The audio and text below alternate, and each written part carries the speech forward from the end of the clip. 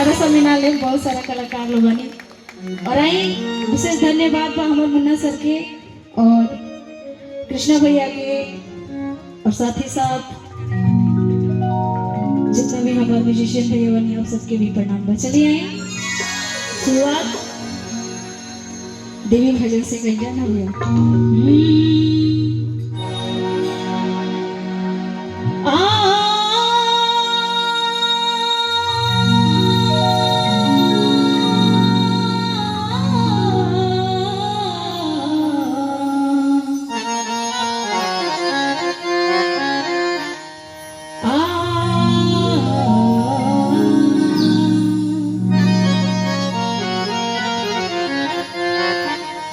कि शारदा भवानी राखो सब बीच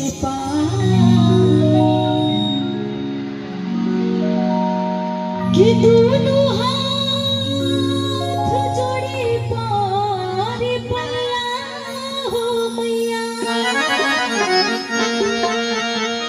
बुधिया की हीन बानी दुखियों में दिन नहीं पढ़ले कवनो पढ़ैया हो मैया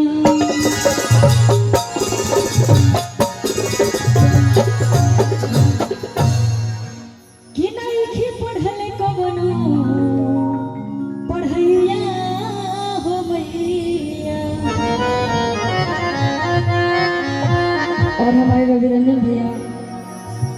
आज वहाँ के सामने कुछ गावे को मौका मिलल बा तो आई भैया के बहुत बहुत धन्यवाद बा और आज मैया रानी के ही आशीर्वाद बा देन बा कि आज आपके सामने गाओ तनी और कितना लोग उपस्थित बनी सुने खातिर लेकिन कहे के बा कि तेरे